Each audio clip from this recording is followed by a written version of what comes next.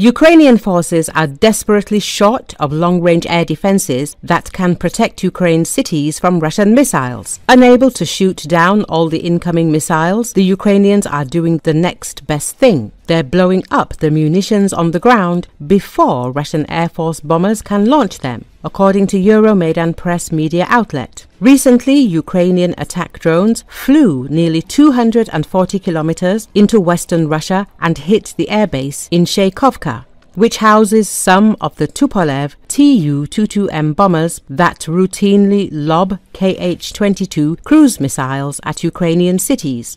Satellite imagery from NASA, the US space agency, registered the fires burning at the base. It's apparent that during that, Ukrainian forces are desperately short of long-range air defenses that can protect Ukraine's cities from Russian missiles. Unable to shoot down all the incoming missiles, the Ukrainians are doing the next best thing. They're blowing up the munitions on the ground before Russian Air Force bombers can launch them, according to Euromaidan Press media outlet. Recently, Ukrainian attack drones flew nearly 240 kilometers into western Russia and hit the airbase in Shaykovka, which houses some of the Tupolev Tu-22M bombers that routinely lob Kh-22 cruise missiles at Ukrainian cities. Satellite imagery from NASA, the US space agency, registered the fires burning at the base. It's apparent that during that raid, the Ukrainian drone operators meant to blow up the Kh-22s stored at the Shaykovka base. As a result of the attack, a technical room for servicing and preparing missiles before launch was destroyed, and another was damaged by shrapnel.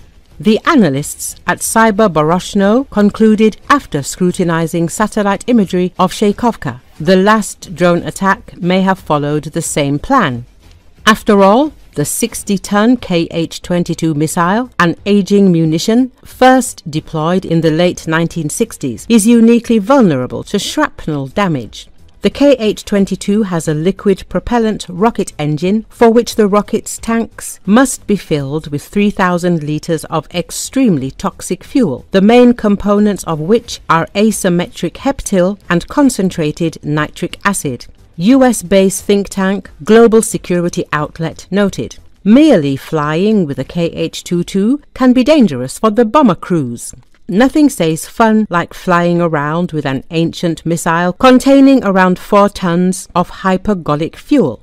Aviation expert Bill Sweetman mused. In the 39 months since widening its war on Ukraine, Russia has lost around 5 of the 42M 4-person T.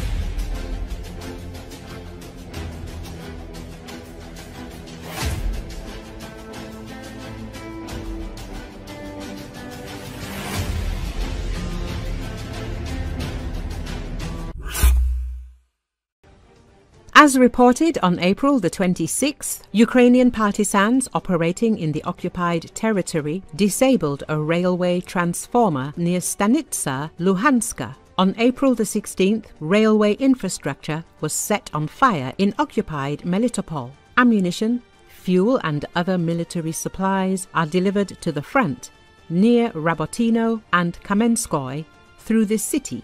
And on April the 13th, a Russian tank was set on fire in the Donetsk region.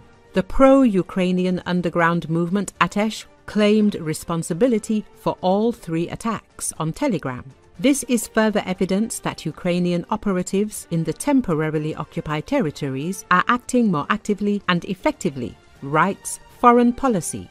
Their goal is to destabilize the war machine of Kremlin dictator Vladimir Putin by destroying infrastructure, eliminating officers and distracting occupation forces.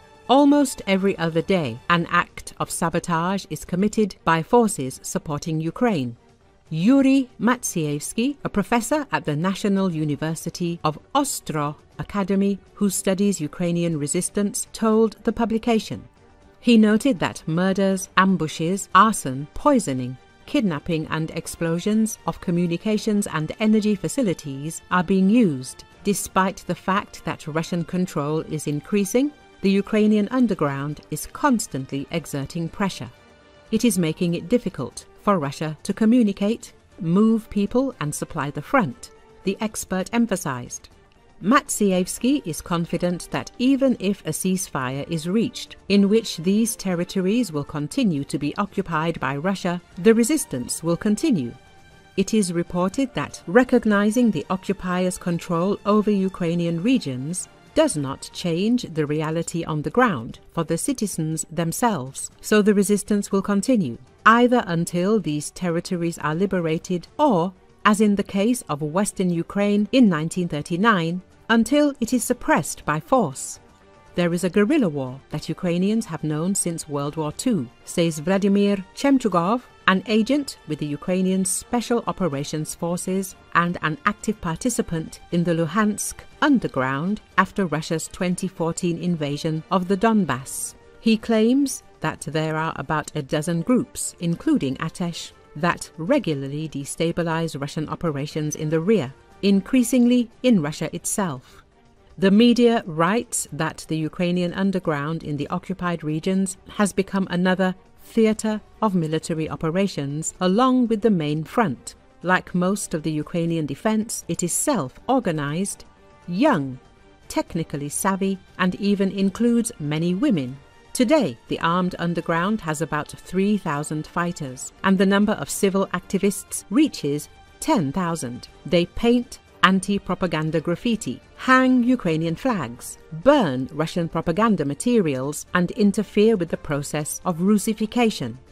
3 structures coordinate the agents: the SBU, the main intelligence directorate, and the command of the Special Operations Forces. Among the known groups are Donetsk partisans, Lugansk partisans, the combat wing of the Crimean Seagulls, Mariupol Resistance, Yellow Ribbon, SROK, Evil Mavka, and the others operating anonymously. The Ukrainian underground is several times more effective than Russian sabotage activities on our territory, because these lands are their home, their right, and they are fighting against occupation. The representative of one of these movements summed up: the determination of the underground fighters gives Ukraine an additional trump card in the ceasefire negotiations, but it can also complicate them. Such people who risked their lives are likely to come to terms with the loss of even a part of their homeland.